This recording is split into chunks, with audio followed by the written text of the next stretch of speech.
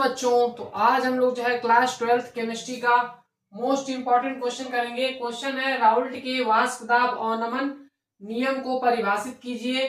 तो ये क्या है, पहले मैं इसको पढ़ देता हूं, उसके बाद जो है मैं इसको एक्सप्लेन करता हूं। इस नियम के अनुसार किसी विलायक में अवाष्पशील विलेय मिलाने पर विलयन के वाष्प दाब का अपेक्षिक अवनमन उसमें उपस्थित विलेय के मोल प्रभाज के बराबर होता है। अब ये नियम क्या बता रहा है उसको थोड़ा समझते हैं। ये नियम जो है विलयन के लिए होता है, विलयन के वाष्प दाब के लिए, कि अगर आपका कोई विलयन है तो उस विलयन का जो है वाष्प दाब पहले की अपेक्षा विलायक के वाष्प दाब की अपेक्षा कितना जो है कितने गुना कम हो जाएगा, उसी को यहाँ पे इन्होंने एक्सप्लेन किया था राउल्ट साहब ने। तो चलिए उसको समझते हैं कि कैसे उन्होंने ये चीज बताया था। तो यहाँ पे मैंने आपको जो है वो फॉर्मूला भी लिख दिया है जो कि इस नियम से रिलेटेड है। वो नियम को जो बताता है ये formula P not minus P S upon P not बराबर एन अपान एन प्लस कैपिटल एन। ये क्या है इसको थोड़ा समझते हैं। यहाँ पे ये पी नॉट जो होता है ये शुद्ध जो है प्योर जो सॉल्वेंट होता है उसके वाष्प दाब को बताता है, और ये पी एस क्या है विलयन के वाष्प दाब को बताता है, और ये पी नॉट जो नीचे लिखा है ये भी आप लोग का क्या है शुद्ध विलायक के वाष्प दाब को बता रहा है। और यहाँ पे एन क्या है, स्मॉल एन जो है ये आप लोग का विलेय के मोलों की संख्या को बताता है, और ये जो कैपिटल एन है ये आप लोग का विलायक के मोल की संख्या को बता रहा है।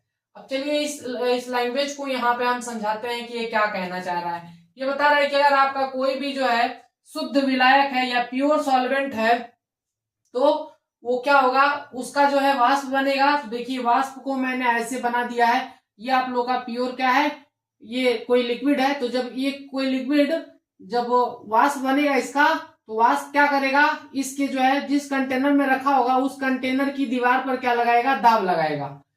तो जितना ज्यादा वाष्प बनेगा उतना ज्यादा इस पर दाब देखने को मिलेगा।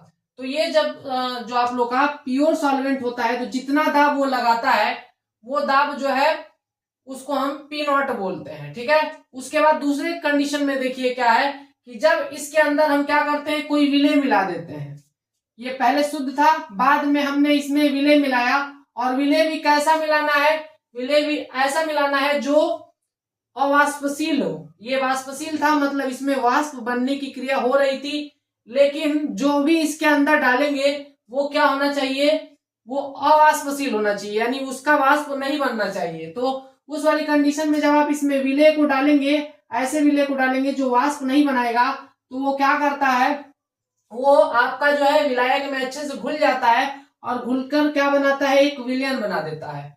और विलयन बनने की स्थिति में क्या होता है कि आपका जो है इसमें अब विलेय और विलायक दोनों होंगे, तो उस वाली सिचुएशन में जो ये वाष्प बनने की क्रिया होती है वो कम हो जाती है। ऐसा क्यों होता है, क्योंकि जो ऊपरी सतह होती है ये वाष्पन की क्रिया जो है ऊपरी सतह पर होती है। तो जो सबसे ऊपर वाला लेयर होगा जो आपका लिक्विड का, उस लेयर में आपका जो है विलेय और विलायक दोनों होंगे, दोनों के कण होंगे, जिसके वजह से आपका जो है बहुत जो विलेय के और विलायक का जो कण होगा वो उसकी संख्या घट जाने की वजह से जो ये वाष्प है वो कम बनता है। देखिए यहाँ पे मैंने बहुत सारी लाइंस को बनाकर यहाँ पे वाष्प को बताया। देखिए इसमें मैंने ज्यादा वाष्प बनाया और इसमें कम बनाया है। ये ऐसा क्यों हो रहा है, क्योंकि देखिए जो गोल गोल मैंने बनाया है ये विलेय को बता रहा है। तो इस विलेय के पार्टिकल भी अब क्या हो चुके हैं, सरफेस पर आ चुके हैं, जिसके वजह से वाष्प जो बन रहा होगा वो कम बन रहा होगा पहले की अपेक्षा, जिसके वजह से अब इस कंटेनर पर जो दाब होगा वो पहले की अपेक्षा कम हो गया होगा।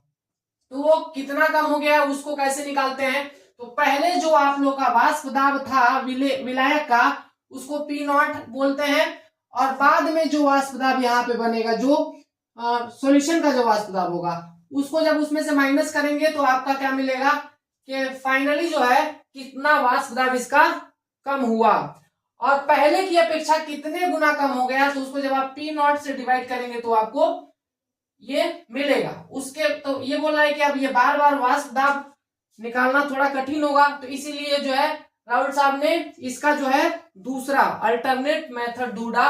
उन्होंने कहा कि जो है अब विलेय जो मिलाएंगे उसकी हेल्प से आप ये जो है पता कर लेंगे कितने गुना कम होगा, कितने गुना जो है घटेगा। तो इन्होंने क्या बोला कि जो आप विलय मिला रहे हैं उसके मोलों की संख्या आप पता कर लीजिए, और जो विलायक का मोल है वो भी आप पता कर लीजिए, और जो है पूरे क्या करेंगे आप यहाँ पे विलय के मोल को ऊपर रखेंगे और पूरे विलयन का मोल जो है जोड़कर नीचे रखेंगे। जब इसके अनुपात को निकालेंगे तो जो भी आंसर आएगा वो क्या होगा, वो बताएगा कि जो है आपका जो विलय था उसका वाष्प दाब कितने गुना कम होगा। पहले जितना होगा उसकी अपेक्षा जो है कितने गुना कम हो जाएगा, वो यहाँ पे जब सॉल्व करेंगे आप लोग इस वाली चीज को तो उसमें जो है आपेक्षिक अवनमन आपको आराम से मिल जाता है। तो इस तरीके से राहुल साहब ने ये नियम दिया था।